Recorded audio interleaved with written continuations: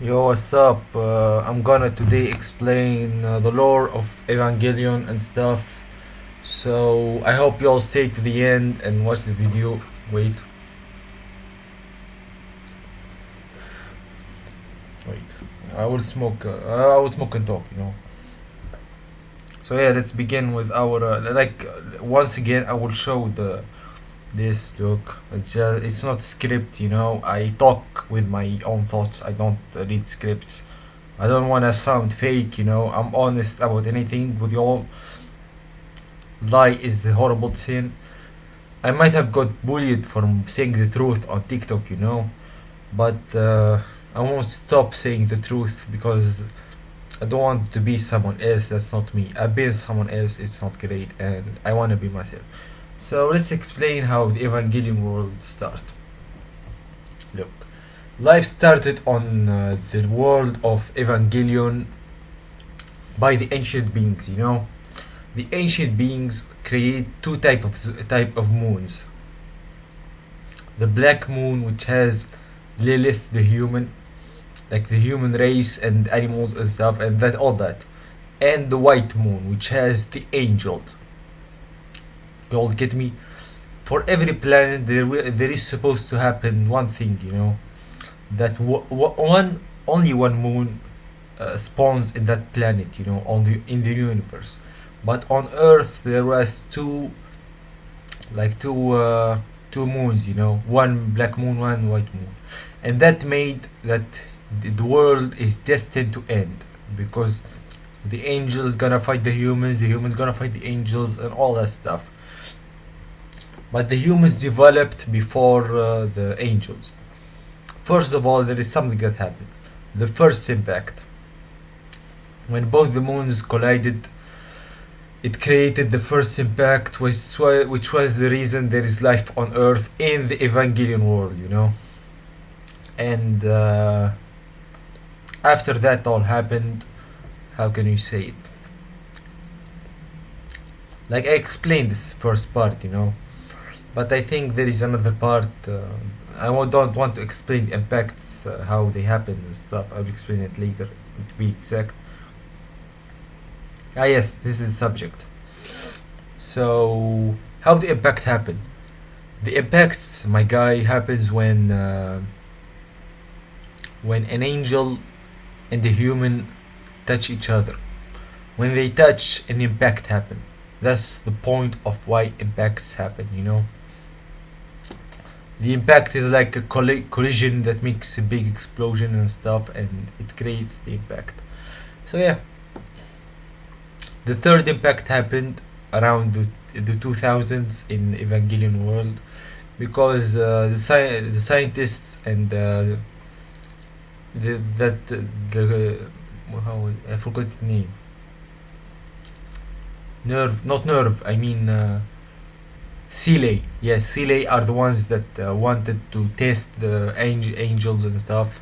They touched Adam, and when the human touched Adam, God was created. I didn't explain this, but when an angel and a human touch, they create God. That's the point. After that, Adam, the angel, split into two. His soul was in Kauru's body, and he got information around all timelines. 37 timelines. And who else? Wait. Let me be consistent. And his physical body, the angel, Adam, was turned into a small thing. So yeah, that explains kinda how Gendo was trying to make the impact by using Adam, which was in his hand, with the vessel of Lilith, which was Ray. Ray had the soul of Lilith, but she didn't have the physical body. It needs the physical body. That's the point. I hope you all get it. Well, how did the third impact happen? Well, let me explain. The nerve, I mean the Sally wanted to make the third impact and stuff. So the instrumentality project happens. How did that happen exactly? You remember the Eva series? They touched Shinji's body like the Eva 1, and the Eva 1 was made by Lilith. It wasn't like made by the angels, you know? It was different than the other Evas. That's why the third impact happened, you know? And while Shinji was the chosen one at that point, and he kinda represent the angel part of the equation, you know. Um, wait. So yeah, so Rei fused with Lilith and used Lilith's body to collide with Shinji, and it basically Rei was kind of God, and I don't know. It was kufr, you know. My bad. I was just explaining, you know, not meaning it. So when that happened, the instrumentality project happened, and the world ended, and all that. So yeah, I explained this part, and now I'm gonna explain more of the lore. You know that there is over 37 timelines, and the timelines are kinda from what I understood. You know, from Wikipedia and stuff. Not Wikipedia, like searching and stuff. That it's the Kabbalah tree that was used in. I'm gonna explain some part of the Judaism and stuff. So yeah, you saw that red tree that Shinji turned into. That's the tree of life, the Kabbalah in the Kabbalah. I don't know how to spell it. My bad. From the Judaism religion, like Yahudiya. So how can we? Also, the angels are angels from the Judaism too. Um, Also, this religion was fused between also Christianity, Shinji being Jesus Christ or something, uh, him dying for everyone's sins, which means everyone died and he died. Then he got rebirthed and returned to life. So yeah, that is it's basically the day of judgment, you know, when everyone dies and stuff, but it's kind of changed a bit. Like there are a lot of metaphors and stuff, and what else? Mm, you know, like it has its own symbolism and stuff. It's a complex story, and I love Evangelion a lot. I am not the biggest fan, you know. There are way bigger fans than me, but I just want to explain for the people that say that Evangelion is mid or something. I explain this, and it's true, and I'm sure of it. It's a complex story with complex depth, and Rebuilds also explain stuff, you know. What else? What did the Rebuilds explain? There is also the concept of the unseen Eva, more like other dimensions and stuff, which adds more layers to the story.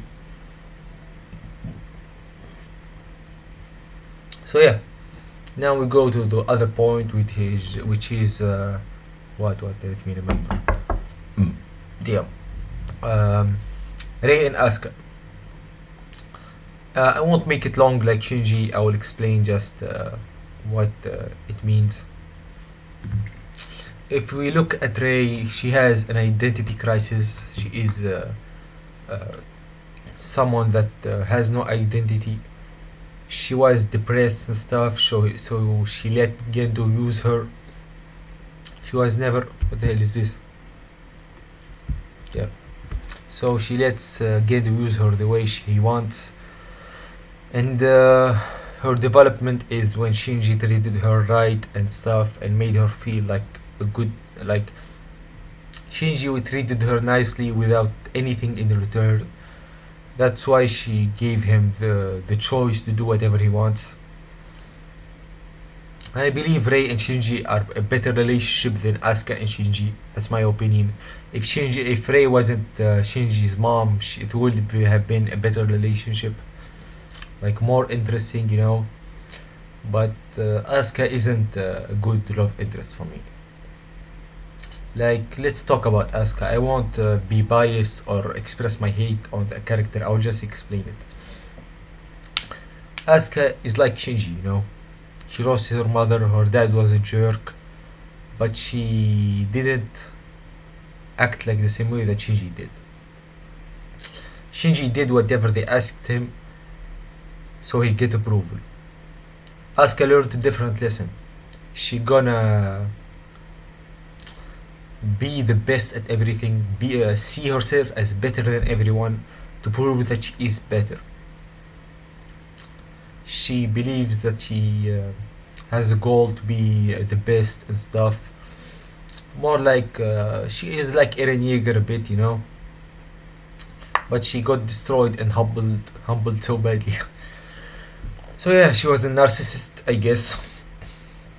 That's a part of her psychology, you know, because she is super insecure deep down. She doesn't want to hide. She hides it. She wants her mother to be back. She wants her mom. Shinji wants his dad. Asuka wants her mom. You all get me, you know. She had the Friedrich Nietzsche stuff, you know, like Friedrich Nietzsche talked about it, you know, that the person that wants to that puts his goal as the real freedom that he wants, you know.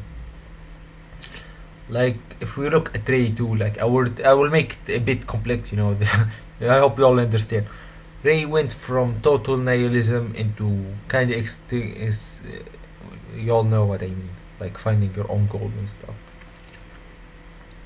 She went into that part of the spectrum, you know, by time. She understood her emotions. She felt things. She had, like Ray, she had struggles with her own self and how she views herself. Like, yeah, her struggle between the Ray 1 and Ray 2, that is Ray 2, you know, that died. And as Ray 3, she just changed, you know, she changed her behavior. You all understand, right? Like, yeah, she. We don't know what happened to Ray after end of Evangelion, if she returned or no. But yeah, I think maybe things turned out better. Who knows? No one knows what happened after that. So let's return to Asuka, you know. Asuka turned into a type of nihilism and stuff, and she didn't care. She wants to die, she wants to die, she wants to die, while Shinji doesn't want to die. And in the end of their stories, Asuka decided to leave because she kinda got a psychosis about her mom being alive with her and stuff. Yeah, she wanted to live, you know, that's it. Shinji wanted to die, but then he decided to live, and they both lived in the end. Somehow they got the same conclusion, I guess. Even though they are so different and have an effed up relationship that they explored in the Shinji video. Uh, Ray was, damn, I need to sleep, man. Sometimes I feel like I wanna jump from a building, you know, like a high building and damn. So yeah, I want to jump from a building and be, I don't know, I will go to hell mostly. It will be so much fun in hell. No, it won't be fun. It will be pure hell. So yeah, we return to the subject. I don't matter, and yeah. So yeah, we talk about. So yeah, Ray kinda had her own goal and stuff, and she made her choice to live or to die. We don't know. Asuka decided to live. Shinji decided to live. Like, kinda the aftermath was traumatic, you know, because they didn't want to live. They like life is hard, you know. We take a long time to heal from our problems and stuff. So yeah, I explained the entire thing now, and I hope you all like the video. And yeah, peace.